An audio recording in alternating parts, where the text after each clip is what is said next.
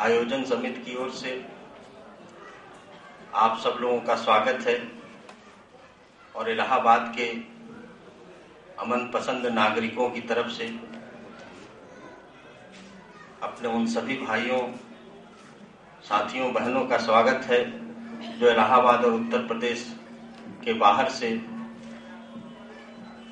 काफी कठिनाइयों का सामना करते हुए एक बड़े मकसद और एक बड़े मंसूबे की तरफ साथ साथ चलने, साथ साथ कदम बढ़ाने के लिए, एकजुटता जाहिर करने के लिए यहाँ आए हैं। ये अखिल भारतीय स्तर का सम्मेलन है कि बैठक है, विमर्श है, जिसमें उन सवालों पर खुली बहस होगी जो सवाल हिंदुस्तान की लोकतंत्र, उसकी जमहूरियत, उसके बुनियादी ढांचे के लिए सबसे बड़े खतरा भी हैं और सबसे बड़ी चुनौती भी हैं। हमारे लिए बहुत गर्व की बात है कि देश के बाहर और दुनिया के पैमाने पर इस मुल्क की जो साझा संस्कृति है, जो मिलजुल कर रहने की रवायत है, उसका परचम लेकर जो सबसे मजबूती से लड़ रही है तीस्ता सी तलवार जी, वह इस सम्मेलन को कामयाब करने के लिए, इस सम्मेलन को संगठित करने के लिए, वक्ताओं को यहां तक ले आने के लिए पिछले कई हफ्तों से लगी रही और हमारे बीच में मौजूद है। हम उनका भी स्वागत करते हैं। हम चाहेंगे कि उद्घाटन सत्र में हमारे कुछ विशिष्ट व्यक्ति जो यहाँ मौजूद हैं, जो हमको प्रेरित करते हैं, हमारा हौसला बढ़ाते हैं, हमारी लड़ाई में हमारा मार्गदर्शन करते हैं, उनको मैं सम्मान के साथ, आदर के साथ मंच पर आमंत्रित करना चाहता हूं। मौलाना अजहरी साहब मालेगांव से यहाँ पधारे हैं। मालेगांव की पूरी लड़ाई के अगुवा है और एक बहुत मजबूत टीम के साथ यहाँ आए हैं। मैं इलाहाबाद के नागरिकों की तरफ से उनका स्वागत करते हुए चाहूंगा कि वो मंच पे आए। फरीद शेख साहब मुंबई अमन कमेटी से जुड़े और बाबरी मस्जिद की शहादत के बाद बंबई को जिस तरह से हिंसा की चपेट में लिया गया, जिस तरह से शासन और सत्ता, पुलिस और मिलिट्री सांप्रदायिक उन्माद का नेतृत्व कर रही थी, हजारों लोगों की हत्याओं को अंजाम दिया गया था, उसमें हस्तक्षेप करने वाले फरीद शेख साहब को मैं आदर के साथ मंच पर बुला रहा हूं।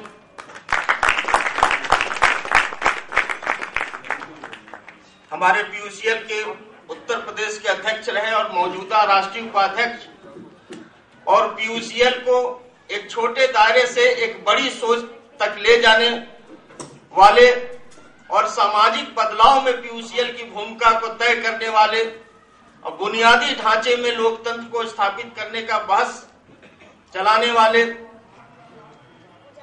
आदरणीय श्री रवि किरण जैन साहब, जो हमारे उच्च न्यायालय के वरिष्ठ अधिवक्ता हैं, उनको भी आदर के साथ मैं मंच पे आमंत्रित कर रहा हूं। हमारे इलाहाबाद उच्च न्यायालय बार एसोसिएशन के अध्यक्ष रहे और लोकतांत्रिक सवालों पर सांप्रदायिकता के खिलाफ हर जद्दोजहद में आगे आगे चलने वाले भाई उमेश नारायण शर्मा जी, जो विद्यार्थी जीवन से एक सक्रिय बौद्धिक व्यक्ति की भूमिका में रहे, मधु प्रसाद जी दिल्ली विश्वविद्यालय से सहमत को के प्रतिनिधि के तौर पे यहाँ हैं, उनको भी मैं चाहूंगा कि मंच पे आए।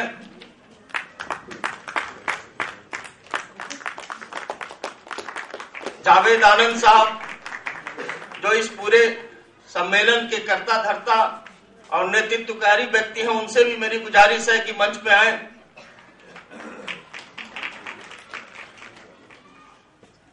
और हमारे अग्रज मार्गदर्शक और उत्तर प्रदेश के महाधिवक्ता रहे, सरकार के भीतर और सरकार के बाहर एक तेवर में लड़ने वाले श्री एस.एम. काजमी साहब से भी प्रार्थना है, गुजारिश है कि आए। तिस्ता जी से भी मैं चाहूंगा कि मंच पे आए।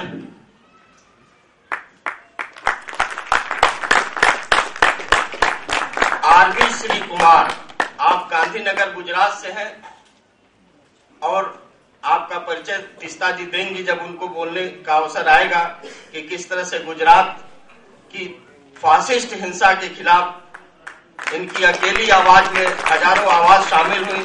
आरवी श्री कुमार। और आखिर में हम लोगों के सबसे अजीज और सबसे सम्मानित स्वाधीनता सेनानी कामरेड जियाउल हक साहब।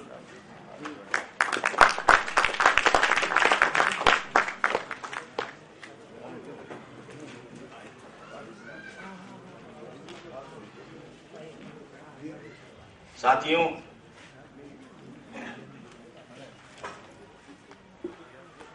आप लोगों को 2 दिन के कार्यक्रम के सारे सत्रों की जानकारी होगी, वक्ताओं की जानकारी होगी। कुछ आए हैं, कुछ नहीं आए हैं, लेकिन इलाहाबाद उस कमी को पूरा करेगा। हमारे बहुत सारे बुद्धिजीवी यहाँ पर बैठे, क्षमा करिएगा, हमारे इलाहाबाद विश्वविद्यालय शिक्षक संघ की अध्यक्ष और आटा की जो प्रेसिडेंट डॉक्टर रंजना कक्कड़, उनसे भी मेरी गुजारिश है कि आ जाए। ये सबके तरफ से यह गुजारिश है, मेरी अकेली आवाज नहीं है।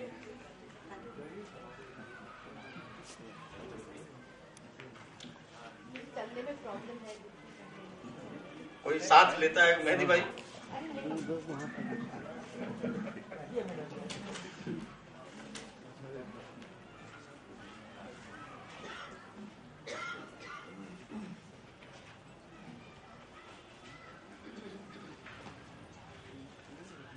साथियों, इस बात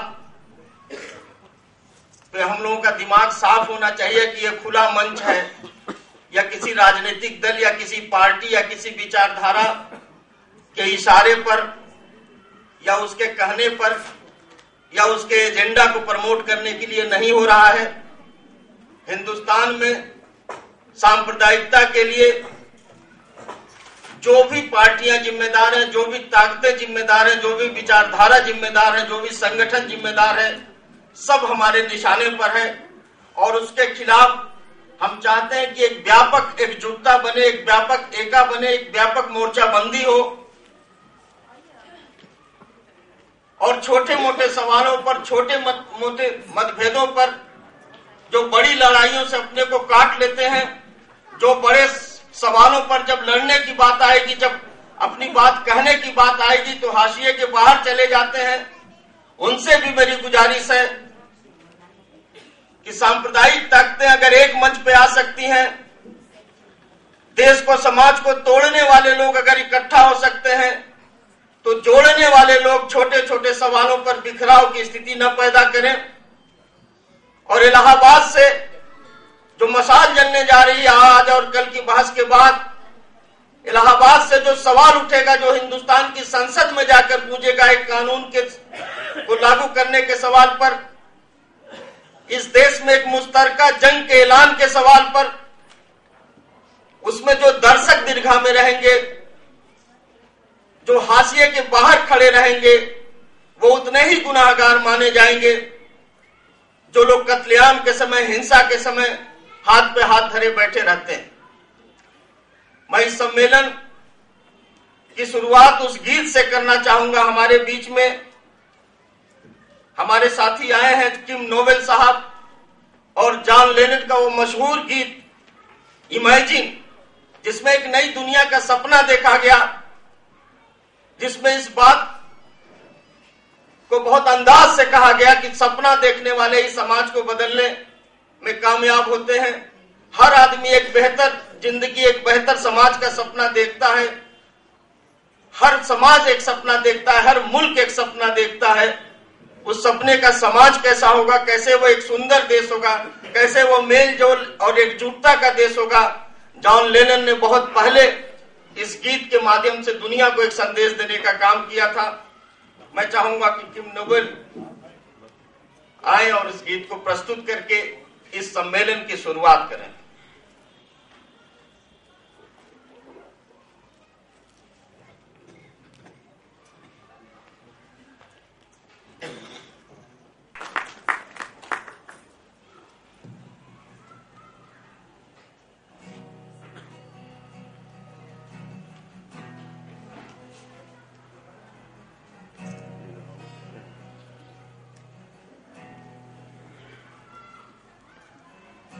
Imagine there's a heaven. It's easy if you try. No hell below us, above us only sky. Imagine all the people living for today. Imagine we're a country. I wonder if you can. Nothing to kill or die for. Brotherhood of man. Imagine all of India living all as one. You may say I'm a dreamer, but I'm not the only one. And I hope someday you'll join us, and the world can live as one. Imagine all us Indians, Muslim, Sikh and Hindu, Christian, Jain and Buddhist, and Jew and Parsi too.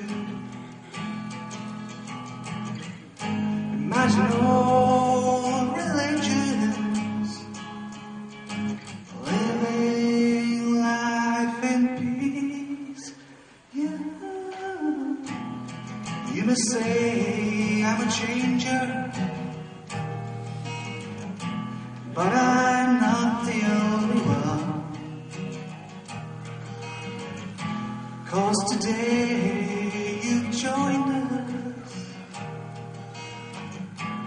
so we all can live as one.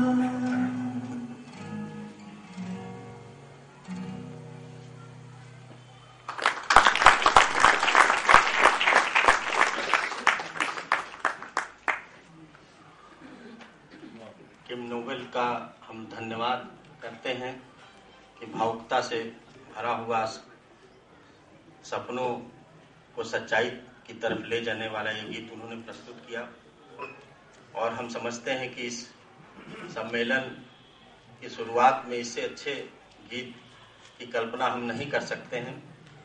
2 दिन हमारी जो बहस है, 2 दिन जो सवाल उठेंगे, 2 दिन जो जिन मुद्दों पे बातें होंगी, उसका एक खाका, उसका एक पूरा दृष्टिकोण, उसके बारे में एक जानकारी देने के लिए मैं चाहूंगा कि दिस्ता सीतलवाड़ जी, जो इस सम्मेलन के पीछे जिनकी बहुत बड़ी ताकत और प्रेरणा है, वो आपके सामने बताएंगी कि वो कानून और कानून के अलावा भी जो सवाल हैं उस पे हमारा क्या नजरिया है और हम क्या बहस चाहते हैं यहाँ पर। हमने पहले ही कहा था कि हम लोगों के सबसे आदरणीय और सम्मानित और स्वाधीनता सेनानी जियाउल हक साहब यहाँ आए हैं। हम चाहेंगे कि सब लोग उनका स्वागत करें और मंच पे हमको बुलाया गया है, मंच तक उनको ले आए। कॉमरेड जियाउल हक साहब।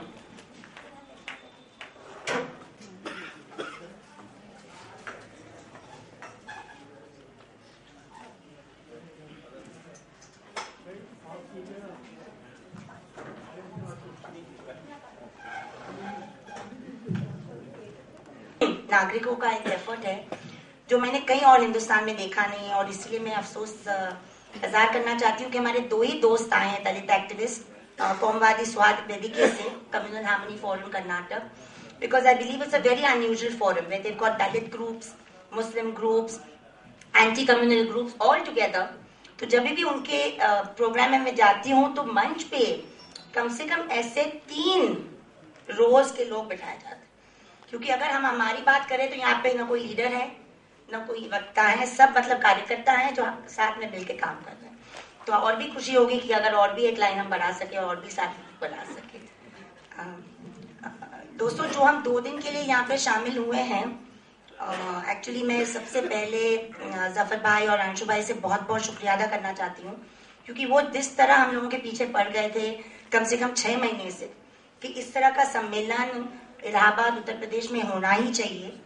मेन मुद्दा तो ये जरूर ये कानून है, बहुत जरूरी कानून बनना चाहिए, ये बिल को लेकर है, मगर इससे आगे और भी एक मकसद है कि हम जो लोग अलग अलग स्तर पे कौमी हिंसा, सांप्रदायिक हिंसा को लेकर अपने अपने हद तक काम कर रहे हैं, तो कहीं उसके बारे में भी मिलकर चर्चा हो, बातचीत चले, और ये भी सोच विचार हो कि आज की जो चुनौती है, आज की मतलब राजनीतिक सामाजिक चुनौतियों में हम आगे मिलकर कैसे चलें। तो 2-3 लोगों के बारे में मुझे खास कहना है कि रूपरेखा जी जो लखनऊ से हमारे पास आने वाली थी, उनको कल शाम में एक बहुत बुरा घर में एक्सीडेंट हुआ, तबियत अभी ठीक है मगर दोनों पैर में बहुत बुरी तरह जख्म आए, इसीलिए वो नहीं आ पाई। इरफान हबीब साहब जो मतलब हम सब के साथ में ही है इस मामले में, मतलब he is the middle of finishing his book on people's history, तो वो नहीं आ पाए, मगर उन्होंने खास अपना एक पेपर यही सम्मेलन के लिए भेजा है। मुझे लगता है हमारे और आपके लिए बहुत काम की चीज है वो। कम्युनलिस्ट रीडिंग ऑफ हिस्ट्री करके उन्होंने 8 पन्ने का एक पेपर दिया है, वो सबको एक एक कॉपी मिल जाएगी। शीतला सिंह जी और सुमन जी अभी आ ही रहे होंगे, on they are on the way, और बाकी भी दोस्त हैं, रमेश दीक्षित वगैरह लखनऊ से, वो भी आते होंगे। तो वी आर स्टार्टिंग एनीवे क्योंकि वी आर ऑलरेडी लेट। आज अगर हम 2013 की बात भारत हिंदुस्तान की करें और भारत हिंदुस्तान की सांविधानिक बल की और सांविधानिक फाउंडेशन की थोड़ी बात करने जाएं, तो अफसोस की बात यह है कि जैसे हमारे उम्र हमारे देश की बढ़ती जाती है, संवैधानिक वसूल वो जो देश जो बना है वो वसूलों से ये देश लगता है कि दूर होते जा रहा है, कि कहीं ना कहीं 15 अगस्त 1947 तो बहुत ही एक गहरी तारीख तो है हमारे इतिहास में, मगर उससे ज्यादा एक हमारे लिए अहम तारीख है वो 26 जनवरी 1950 जब हमारा संविधान हमने अपनाया। और वो संविधान ने हमें कहीं ना कहीं एक बराबरी का सपना दिखाया, एक गैर समानता का सपना दिखाया, और ऐसे एक समाज का सपना दिखाया जिसमें राजनीतिक, सामाजिक और हर तरह की एक तरह की बराबरी होगी, न सिर्फ औरत मर्द के बीच, न सिर्फ गरीब अमीर के बीच, मगर हिंदुस्तान मुसलमान सिख ईसाई के साथ साथ जो अपने आप को ऊपरी वर्ग और ऊपरी मतलब जाति मानने वाले और दूसरी जाति मानने वाले के बीच भी समानता होगी। बहुत अफसोस की बात है कि हम ये समानता से बहुत, न सिर्फ हम वो समानता नहीं पा पाए 65-67 साल में, मगर ऐसा लगता है कि जो पब्लिक और पॉलिटिकल डिस्कोर्स, राजनीतिक जो बातचीत चलती है हमारे देश में, वो ये डिस्कोर्स से हट के एक मेजॉरिटेरियन डिस्कोर्स की तरफ बढ़ती जा रही है। और ये मेजॉरिटेरियन डिस्कोर्स जो है, इसमें सिर्फ हिंदू मुस्लिम की बात नहीं है, मगर मेजॉरिटेरियनिज्म की बात आ गई है, जो हर तबके और हर बात और हर इंस्टीट्यूशन में अभी शामिल है। तो अगर आप शिक्षण की बात करेंगे तो उसमें मेजॉरिटेरियनिज्म की बात आ जाती है। आज हम सामान्य और कॉमन स्कूल की बात कर ही नहीं सकते हैं, कॉमन स्कूल सिस्टम की बात कर ही नहीं सकते हैं। प्राइवेटाइजेशन ऑफ एजुकेशन इतनी गहरी तरह बढ़ चुका है कि अगर शिक्षण के बारे में हम बात करेंगे तो सिर्फ एक तबका बात करता है और हावी हो जाता है, जिसके पास ऑलरेडी प्राइवेट स्कूल हासिल है। और दूसरी बात मैं कहना चाहूंगी, ये प्राइवेट स्कूल के फायदा उठाने के लिए जब अल्पसंख्यक समुदाय अपने स्कूल और अपने संस्थाएं बनाने जाती है, तो राज्य सरकारों से और केंद्रीय सरकारों से जो रुकावटें आती हैं वो शर्मनाक है। करंटली मैं एक ये कमेटी पे हूँ, माइनॉरिटी एजुकेशन की कमेटी पे हूँ, जिससे हमें ये मालूम पड़ता है कि केंद्रीय इंस्टीट्यूशंस जो हैं, जैसे एनसीटी की बात मैं कर रही हूँ या एनसीईआरटी की बात कर रही हूँ, ज्यादातर एनसीटी वगैरह जो इंस्टीट्यूशन जिसको सैंक्शन देने का पूरा अधिकार है माइनॉरिटी इंस्टीट्यूशंस को, ये इंस्टीट्यूशंस बिल्कुल सैंक्शंस जानबूझ के माइनॉरिटी इंस्टीट्यूशन पर नहीं दे रहे। तो एक तरफ से आप सामान्य शिक्षण को मार रहे हैं, आप कॉमन स्कूल सिस्टम को मार रहे हैं, आप अपने चाहे वो महानगर पालिका की स्कूल हो या जिला परिषद की स्कूल हो, वहां पे आप बल नहीं देके ताकि गरीब बच्चे को सही शिक्षण न मिले, इस तरह का आप प्रावधान कर रहे हैं। और दूसरी तरह जब अपना समुदाय अपने स्कूल बनाना चाहता है या अपने कॉलेजेस लगाना चाहते हैं, तो वहां पे एक प्रेजुडिस के साथ, बायस के साथ रुकावटें आती है। तो ये भी एक मेजॉरिटेरियनिज्म एक हावी हो गया हमारे सिस्टम पे। मेजॉरिटेरियनिज्म न सिर्फ शिक्षण में है, मगर कानून व्यवस्था में भी है, जुडिशरी में भी है, पुलिस में भी है, प्रशासन में भी है। अगर हम उत्तर प्रदेश की भूमि पे ये बात करें तो मेरठ मरियाना का तो है ही हमारे सामने, वहां पे इंसाफ तो नहीं मिला। मुजफ्फरनगर तो अभी ताजा जख्म है, मगर इसके पहले 20-25 साल जो ये मतलब राज्य में जिस तरह की कौमी हिंसा हुई और इंसाफ का न दिलवाने का जो कारवां चला, वो तो एक लंबा इतिहास बताने जाएंगे तो 2-3 घंटे उसी में निकल जाएंगे। तो मेरा ये कहना है कि जब हमारा देश और हमारा रिपब्लिक एक पूरे मेजॉरिटेरियनिज्म की तरफ बहुत ही तेजी से बढ़ते जा रहा है और मेजॉरिटेरियनिज्म हमारे इंस्टीट्यूशंस में फैल चुका है, एक बहुत बड़ी रुकावट अल्पसंख्यक, आदिवासी, दलित और सिर्फ अल्पसंख्यक तो मजहबी तौर पे अल्पसंख्यक नहीं, मगर जबानी तौर पे जो अल्पसंख्यक है, उनके सामने ये आती है कि जब बार बार हर 2-3 साल में हिंसा उनके ऊपर प्रभावित कर होती है, कि एक तरह की हिंसा उनके ऊपर जानबूझ के प्रोवोकेशन के साथ नफरत भरी जबान चला के, नफरत भरे लेख चला के, 2-3 महीना 6 महीना के पूरा माहौल गर्मा गर्मी करके आप इस तरह की हिंसा भड़कने की कोशिश कराती है प्रशासन, चाहे वो कोई भी प्रशासन हो। और उसमें राइट विंग हिंदुत्व ताकतें का रोल जो है वो बताने की जरूरत नहीं है, चाहे वो पीएसी के जो वो कांस्टेबल या जवान थे जिन्होंने 51 बच्चों पे गोली मारी, हो सकता है वो उत्तर प्रदेश सरकार के कर्मचारी हो, एम्प्लॉई हो, मगर जहनी तौर पे उन्होंने वही मेजॉरिटेरियनिज्म और कम्युनल आइडियोलॉजी का इस्तेमाल करके वो बच्चों पे गोली चलाई थी मेरठ, मलियाना, हाशिमपुरा में। वही चीज मुजफ्फरनगर, बागपत, मेरठ और शामली में हुई। और मेरा अक्सर ये नहीं कहना है कि अल्पसंख्यकों के साथ कौमवाद नहीं हो सकता, बिल्कुल हो सकता है, वो भी कौमी हिंसा करते हैं और उन्होंने यहाँ पे भी इंसिडेंट्स 2-3 हुए हैं मुजफ्फरनगर में। मगर जब एक बार हिंसा भड़क जाती है, जब गलत बात हो जाती है, चाहे वो लड़की को लेकर, छेड़छाड़ को लेकर, जो भी है, उसको एक कौमी रूप देना और उसको फिर एक कौमी शक्ल से देखना, इसका एक मेजॉरिटेरियनिज्म और कम्युनिज्म का एक रूप है।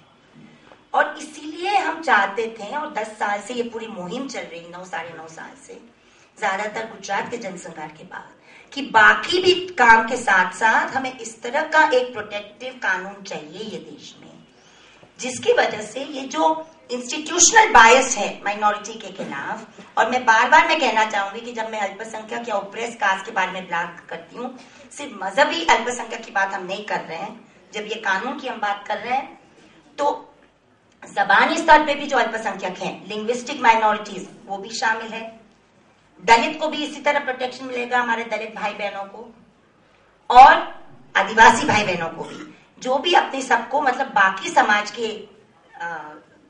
गिनने चुनने में अल्पसंख्यक होते हैं या ओप्रेस कास्ट हैं, उनके लिए इस तरह का कानून बनना जरूरी है जिससे प्रशासन और पुलिस के अंदर जो एक तरह की मेजॉरिटेरिज्म जो आ गया है उसको काबू रखने के लिए ये कानून बनना बहुत जरूरी है। इसके ऊपर बहुत चर्चाएं हुई। 2002 के पहले भी कई ऐसे माइनॉरिटी के संगठन थे जो इस तरह का कानून का मांग कर रहे थे। इसलिए कि 2002 हुई बात, मगर 2004 में जब यूपीए 1 की सरकार बनी तो सबसे पहले उनका ये वादा था कॉमन मिनिमम प्रोग्राम में।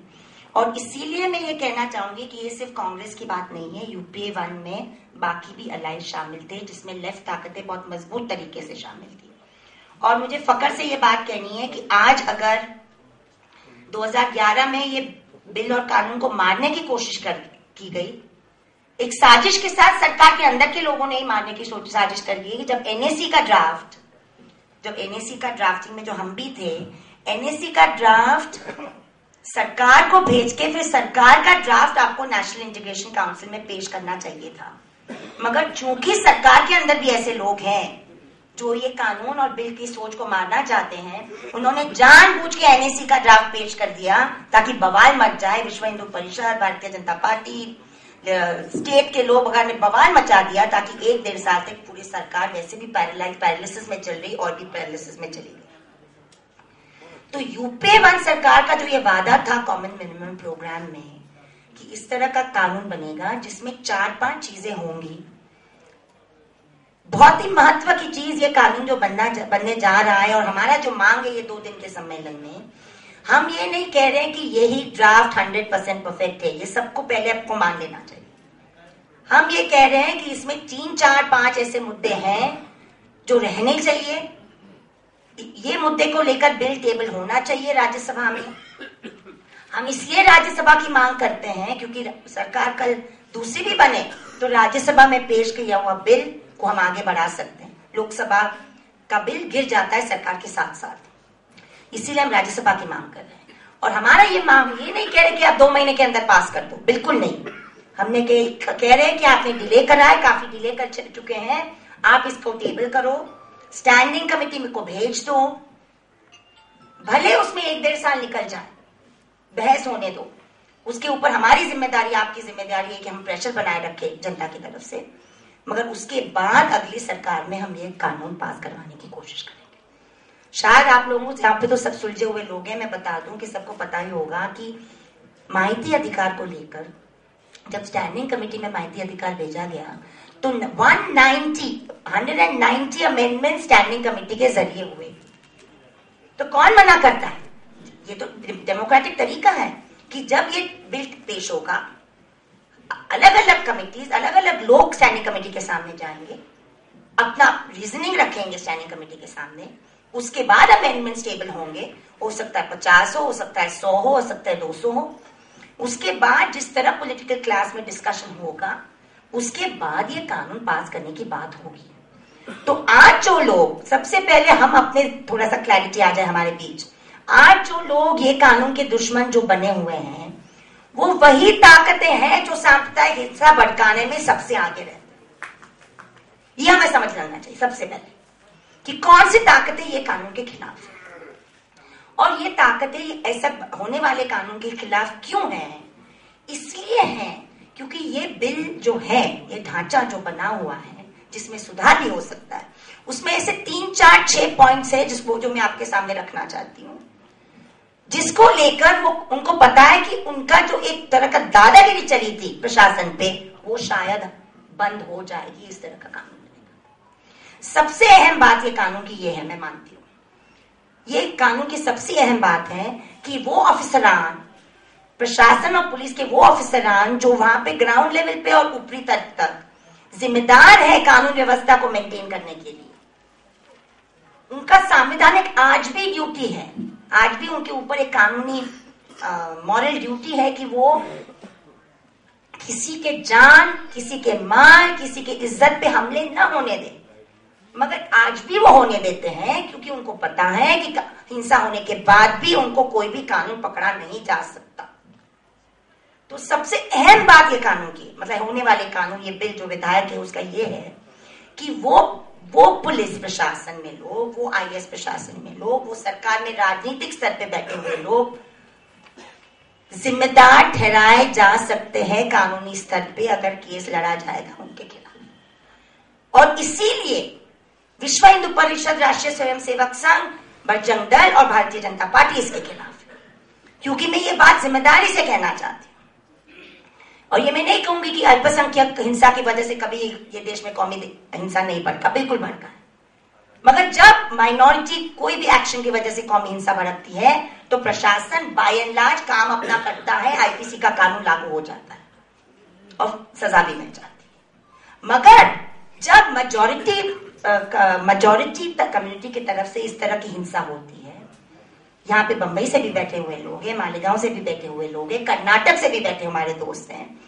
मैं आपको पूछती हूँ कि 149 केसेस हुए थे कर्नाटक की येदियुरप्पा सरकार ने, 149 केसेस दर्ज किए थे उन्होंने राम सेने, बजरंग दल और हिंदू महासभा के खिलाफ कर्नाटक में। आज वो 149 केसेस बंद हो चुके हैं, खुद होम डिपार्टमेंट ने उसको बंद कर दिया, मतलब खत्म कर चुके। अभी नई सरकार बनी, एक्टिविस्ट उठेंगे तो ही इसके ऊपर कुछ होगा। नई सरकार भी सेक्युलर सरकार अपने आप को कहने वाली कुछ करने वाली नहीं है जब तक आवाज नहीं उठेगी। तो सवाल ये सिर्फ मुजफ्फरनगर, गुजरात, मुसलमान हिंदू का बिल्कुल नहीं है। महाराष्ट्र में जब उत्तर भारतीयों को लेकर मासूम टैक्सी और ऑटो वालों पे हमले हुए, बिहारी उत्तर प्रदेश को गाली देकर, तब धार्मिक क्या मामला था? उसमें हिंदू भी मारे गए, मुसलमान भी मारे गए। तब तो जबानी स्तर पे जो अल्पसंख्यक थे, रीजनल स्तर पे जो अल्पसंख्यक थे, उनके ऊपर हमला हुआ। ये विधायक ऐसे भी हमलों के ऊपर प्रोटेक्शन देना चाहता है क्योंकि उस वक्त उस इलाके में बिहारी और यूपी उत्तर प्रदेश के भी भाई बहन अल्पसंख्यक हो जाते हैं। तो ये जो कहना कि ये सिर्फ मुस्लिम अपीजमेंट की बात है, ये सरासर झूठ है। ये विधायक को लेकर ये माइनॉरिटीज को डिफाइन करना चाहता है वाइडर लेवल पे अल्पसंख्यक, न सिर्फ मजहबी लेवल पे अल्पसंख्यक, मगर हमारे समाज व्यवस्था में, हमारे राजनीतिक व्यवस्था में जो अल्पसंख्यक बने हैं उनके लिए एक प्रोटेक्शन ऑफर करने की कोशिश ये विधायक करने की कोशिश करता है। तो ये अगर आपको कल आपके इलाके में हिंसा होती है और आपको अगर केस लड़ना है किसी के खिलाफ, तो सबसे बड़ी अड़चन जो आती है, रुकावट जो आती है, वो आती है सैंक्शन प्रोविजन। यहाँ पे बहुत सारे वकील हैं, जाने माने, वो जानते हैं कि 197 सैंक्शन प्रोविजन है जो आपको प्राइवेट कंप्लेंट फाइल से रोक करती है।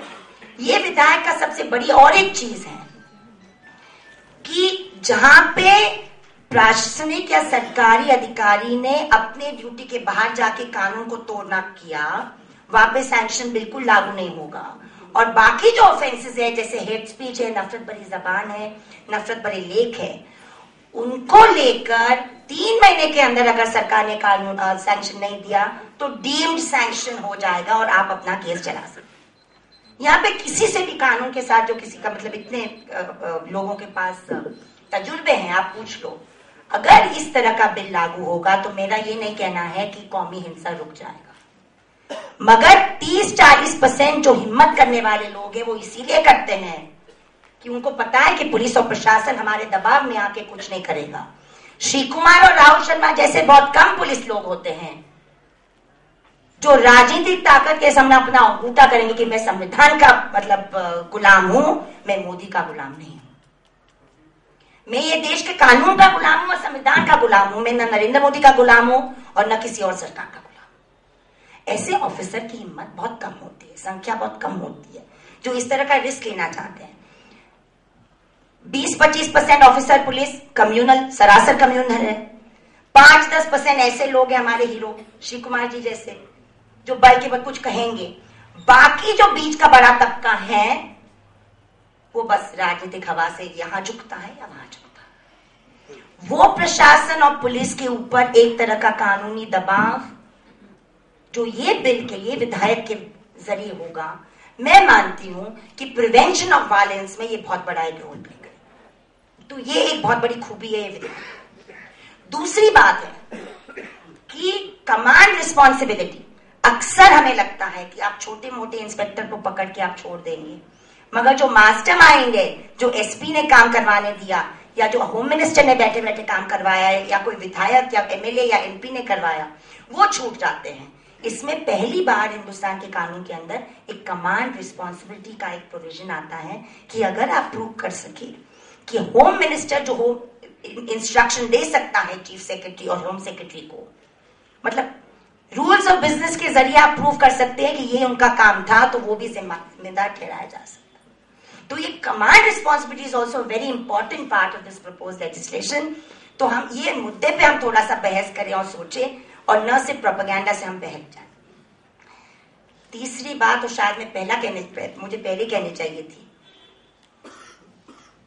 उत्तर प्रदेश के आप मुरादाबाद में जाइए, अलीगढ़ में जाइए, शायद बिहार के ऐसे 2-3 इलाके हैं, मालेगांव जरूर है, भिवंडी 100% है, और गुजरात में अहमदाबाद और गोधरा जरूर है। ऐसे इलाके ये देश में हैं जहां पे इस तरह के हमारे खानदान हैं जिन्होंने एक बार नहीं मगर कम से कम 4 बार अपने 4 जनरेशंस ने कौमी हिंसा के वो बकरे बने। मतलब they have been victims of communal violence not one time but for 4 generations, क्योंकि बार बार कौमी ताकतों ने उनके ऊपर हमला किया, उनके जान और माल का नुकसान हुआ और वो अपने पैर पे खड़े नहीं हो सकते क्योंकि मुआवजा जो है, कॉम्पनसेशन और रेपरेशन सही ढंग से स्टेट ने नहीं दिया।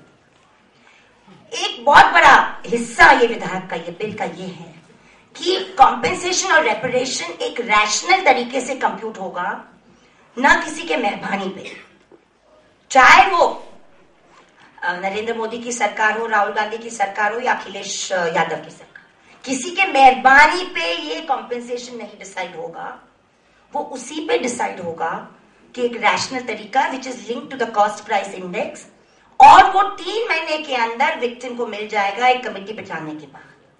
तो ये भी एक बहुत अहम हिस्सा है ये विधायक का, जो अगर आ जाएगा, मैं मानती हूं कि कई लोगों को बहुत इमीडिएट इसका फायदा हो सकता है और एक बहुत प्रॉम्प्ट और ये फायदा हो सकता है।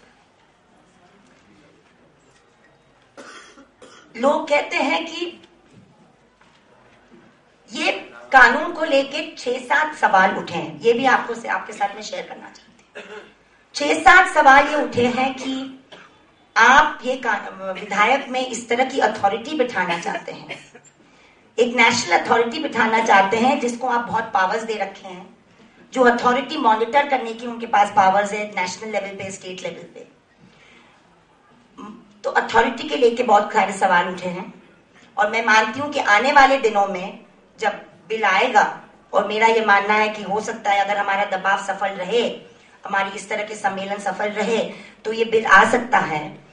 मैं मानती हूं कि नेशनल अथॉरिटी के ऊपर सरकार कॉम्प्रोमाइज करेगी, नेशनल अथॉरिटी की बात वो हटा देगी। तो आप और हमारा काम फिर बाद में होगा स्टैंडिंग कमेटी के सामने ये आर्ग्यू करने के लिए कि if there is not an independent body, अगर एक इंडिपेंडेंट बॉडी हम नहीं बनाते जो इसके बारे में मॉनिटर करके रिपोर्ट बनाए, इसके बारे में रवि किरण जैन भी डिटेल में आपको बताएंगे, तो आप हिंसा को रोकने में सफल नहीं होंगे, सिर्फ हिंसा के बाद आपको कानूनी कार्रवाई में आपको सफलता मिलेगी। तो इसके ऊपर भी आपको थोड़ा सा सोचना पड़ेगा। हमारे 2 दिन की चर्चा में हम और भी इसके ऊपर बात करेंगे। डेफिनेशन ऑफ ग्रुप को लेकर बहुत वाद विवाद हुआ, क्योंकि ओरिजिनल एनईसी के ड्राफ्ट में डिफाइंड ग्रुप था माइनॉरिटी, लिंग्विस्टिक, रिलीजियस, दलित, आदिवासी। ये कहा गया बार बार कि ये इसी वजह से ये एंटी हिंदू बिल है, एंटी मेजोरिटी बिल है। चूंकि मैं ड्राफ्टिंग कमेटी में थी और इसके हिस्सेदार में थी, मैं आपको सामने ये बात रखना चाहती हूँ, हो सकता है इसमें 2 राय हो, 4 राय हो, इसके ऊपर भी हमें डिस्कशन करना चाहिए कि रीजनिंग इसके पीछे ये है या था कि जैसे मैंने पहले भी कहा कि जब अल्पसंख्यकों की तरफ से हिंसा होती है, वो होती है, हम नहीं मानते कि नहीं होती, तब नॉर्मल कानून व्यवस्था काम अपना करती है। मगर जब अल्पसंख्यक, चाहे वो धार्मिक हो, जबानी स्तर पे हो, आदिवासी हो, दलित भाई बहन हो, उनके साथ जब हिंसा होती है तो अक्सर मेजॉरिटेरियनिज्म जो हम हर तबके में महसूस कर रहे हैं वो फंक्शन करने लगता है और कानून व्यवस्था फिर इंसाफ देने में देर करती है। इसके ऊपर बहुत वाद विवाद होने के बाद भी संभावना है कि अगर ये बिल टेबल होता है विंटर सेशन में तो ये ग्रुप को लेके रीडिफाइन होगा। मैं मानती हूं रीडिफाइन होके आ जाए बिल, उसके बाद आर्ग्यूमेंट्स होंगे स्टैंडिंग कमेटी में, जो भी स्टैंडिंग कमेटी बाद में मानेगी वो चल जाएगा। मगर ये तीन जो, तो ग्रुप की बात में 1 मिनट के लिए छोड़ते हुए कहती हूं, ये जो कोर बहुत ही अहम विधायक के जो हिस्से हैं, जहां पे प्रशासनिक, राजनीतिक और पुलिस की जवाबदारी ठहरने वाली जवाबदेह कानून बनाने की बात है, to hold public servants criminally liable and responsible, इसके ऊपर हमारा कॉम्प्रोमाइज नहीं हो सकता है और चेन ऑफ कमांड रिस्पॉन्सिबिलिटी पे नहीं हो सकता और कॉम्पेंसेशन और रेपुटेशन के ऊपर बिल्कुल नहीं हो सकता। तो ये चीज को लेकर अगर टेबल हो जाता है बिल तो कम से कम हमारी मुहिम, हम सबकी मुहिम को एक बढ़ावा मिलेगा कि कम से कम 9 साल देरी के बाद सही मगर बिल टेबल हो गया। अभी किस शक्ल में सामने आएगा वो हमारे ऊपर काम है, बाद में हमको स्टैंडिंग कमेटी में के सामने बात रखनी पड़ेगी। मगर सबसे वसूलन बात हमको ये समझनी पड़ेगी कि अल्पसंख्यकों को अलग अलग नजरिए से देखने की ये कोशिश है कानूनी जरिए, कि न सिर्फ आप एक मेजॉरिटी माइनॉरिटी को हिंदू मुसलमान के चश्मे से देखें, मगर हर इलाके में अगर मेजॉरिटी माइनॉरिटी की बात हो तो भी वो धीरे धीरे रीडिफाइन होगा अगर ये कानून लागू होता है। तो हमारे कश्मीरी पंडितों की बात होती है, अक्सर कश्मीर में होनी भी चाहिए। 89 के बाद जब उनको वहां के रहने का हक छूट गया हाथ से, ये विधायक जम्मू एंड कश्मीर में भी लागू हो सकता है, उसमें कॉन्स्टिट्यूशनल अमेंडमेंट की जरूरत नहीं है। अगर देश की जनता और कश्मीर की जनता अगर जम्मू एंड कश्मीर की सरकार पे दबाव लाए कि असेंबली में एक रेजोल्यूशन पास हो कि ये कानून JNK को भी लागू होना चाहिए, और असेंबली अगर ये रेजोल्यूशन राष्ट्रपति को भेजती है असेंबली कश्मीर JNK की, और राष्ट्रपति अगर कबूल करते हैं तो without a constitutional amendment this law can also be made applicable to JNK। Constitutional amendment की जरूरत नहीं। तो मैं बार बार ये कहने की कोशिश करती हूं कि ये जवाबदेह सरकार, जान और माल का सरासर नुकसान अक्सर हमारे अल्पसंख्यकों के साथ हो रहा है।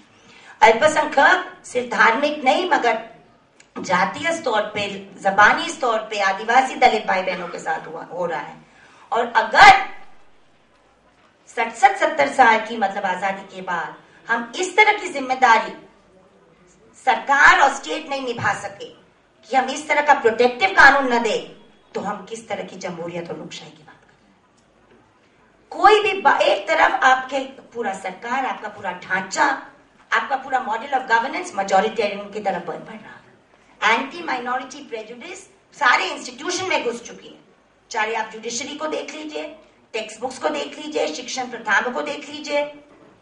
तो अगर आप इस तरह का प्रोटेक्शन आप नहीं दे पाएंगे तो आप आर्टिकल 14, आर्टिकल 15 और आर्टिकल 21 का उल्लंघन बहुत गहरी तरह से कर रहे हैं, जो आज भी हमारे लोगों को एक बहुत दूर का सपना है। तो एक फंडामेंटल राइट को जान देने के लिए विधायक बनाने की कोशिश की। 80s में डाउरी एक्ट बना, रेप के खिलाफ जो कानून बना था उसमें भी सुधार और भी मजबूती लाई गई ये साल।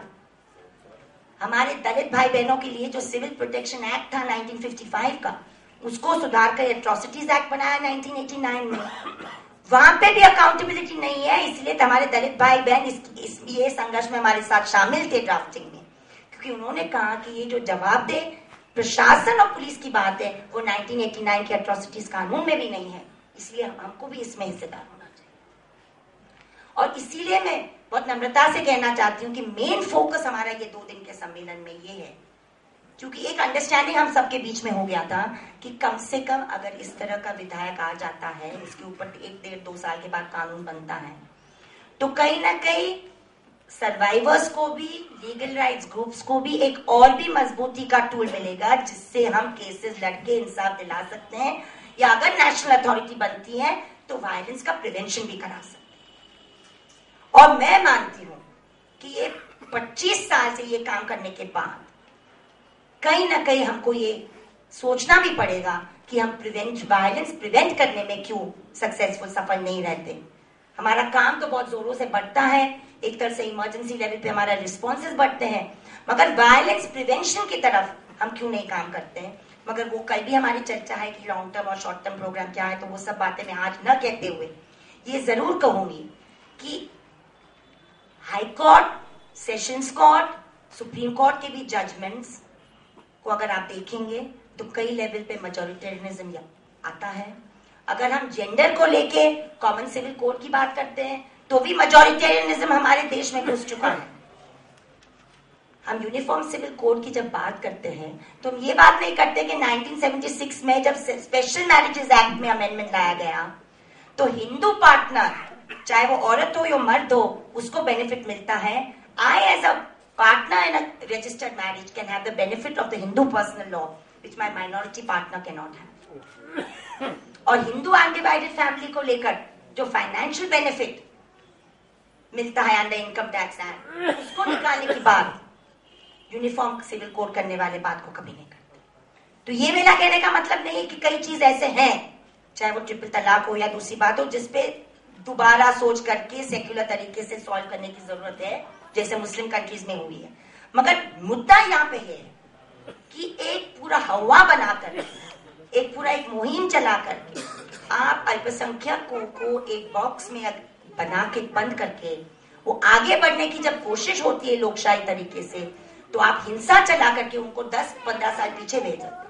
और हिंसा की वजह से अल्पसंख्यक जो हैं वो हमारे देश में सामाजिक आर्थिक रूप से आगे नहीं बढ़ पा रहे हैं, अपने राजनीतिक हक नहीं संभाल पा रहे, दूसरी लड़ाई में शामिल नहीं हो पा रहे। मेरे साथ बार बार ये सवाल किया जाता है बड़े बड़े आंदोलन के लीडर्सों ने, और मेरी बहुत लंबी उनके साथ बहस होती है, क्योंकि वो मुझे पूछते हैं अक्सर कि क्यों हमारे आंदोलनों में अल्पसंख्यकों की कमी है। और ये बहुत बड़ा सवाल है। हो सकता है कोई वजह अल्पसंख्यकों को भी कुछ सोचना पड़ेगा उसके बाद, मगर मेरे बारे में जहां तक मेरा काम और मेरा एनालिसिस ये कहता है कि अगर आप 65 साल तक कम्युनिटीज को वायलेंस के अंदर जुझा के रखो, जहां पे बार बार आप इनको प्रोग्राम के ऊपर आप करते जाओ, तो इसमें रुकावटें नहीं आएंगी, वहां पे रिग्रेसिव सोच नहीं बढ़ेगी, वहां पे गेटोइजेशन नहीं होगा क्या, वहां के बच्चियों के ऊपर असर नहीं होगा क्या, उसके ऊपर हम सोचने के लिए तैयार नहीं है जो मेजॉरिटी कम्युनिटी से है। और ये सवाल हम जरूर करेंगे कि आंदोलन में शरीक होने में कमी क्यों करते हैं। मेरा ये मानना है कि वारंवार रिपीटेड, टारगेटेड और मास वायलेंस की वजह से कम्युनिटीज को पीछे रखने की ये बात होती है, ताकि they can not have a wider share in the struggles for social economic justice in this country. और इसीलिए at a very fundamental level also इस तरह का कानून बहुत जरूरी है, क्योंकि अगर हम चाहते हैं कि ये कानून होने के बाद कुछ और भी हम संघर्ष करें, कहीं ना कहीं हम ये भी बात करने की कोशिश करें कि क्यों हमारे शहरों में ऐसे इलाके हो गए हैं जहाँ पे हिंदू मुसलमान साथ में नहीं बस सकते। पहले तो हमने दलित भाइयों को बाहर कर ही रखा था हजारों साल से, अभी हम दूसरे भी भाई बहनों को अलग कर रहे हैं, मगर उसके ऊपर बहस करने का वक्त ही नहीं किसी को, क्योंकि हर वक्त हम लोग लड़ाई लड़ रहे हैं किसी बात पे। हम ये क्यों बात नहीं करते हैं कि हमारे शिक्षण प्रथा में और हमारे सामाजिक शिक्षण और इतिहास के पाठ्य पुस्तकों में किस तरह का इतिहास पढ़ाया जाता है। क्या हम इतिहास में ये पढ़ाते हैं कि 1857 की लड़ाई में हर हिंदुस्तान, हर भारत का हर तबका शामिल था, और ये तबके के बारे में हमको इतिहास में नहीं पढ़ाना है, क्योंकि हमको एक तरह का स्टीरियोटाइप, ऐतिहासिक स्टीरियोटाइप लोगों के बीच में बांटना है। हमको ये नहीं पढ़ाना है कि 1857 के बाद जिस तरह ब्रिटिश सरकार ने दिल्ली के मुसलमानों के ऊपर अग्रेशन पूरा कर दिया ताकि एक पूरी कम्युनिटी पीछे हो जाए, ये हमको नहीं पढ़ाना है। क्योंकि अगर हम ये पढ़ाएंगे तो हम ये diखाएंगे ना कि मुसलमान भी आजादी की लड़ाई में सबसे आगे थे, मगर हमको ये नहीं सिखाना है किसी को। हमको ये नहीं सिखाना है कि जिस वक्त बंटवारा विभाजन भी हो रहा था, तो न सिर्फ बाकी लोग बंटवारा विभाजन के खिलाफ थे, मगर हमारे अब्दुल गफ्फार खान भी थे, जिसका नाम फ्रंटियर गांधी था, और हमारे महाराष्ट्र के पाठ्य पुस्तकों में उनको निकाला गया।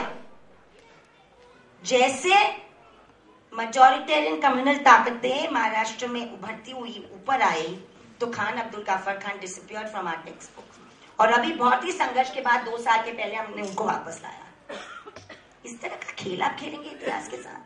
किसी को रखो, किसी को निकालो। बिरसा मुंडा की कहानी आप नहीं पढ़ाएंगे, दलित संघर्ष की आप कहानी नहीं पढ़ाएंगे, बाबा साहेब अम्बेडकर का महार सत्याग्रह के बारे में आप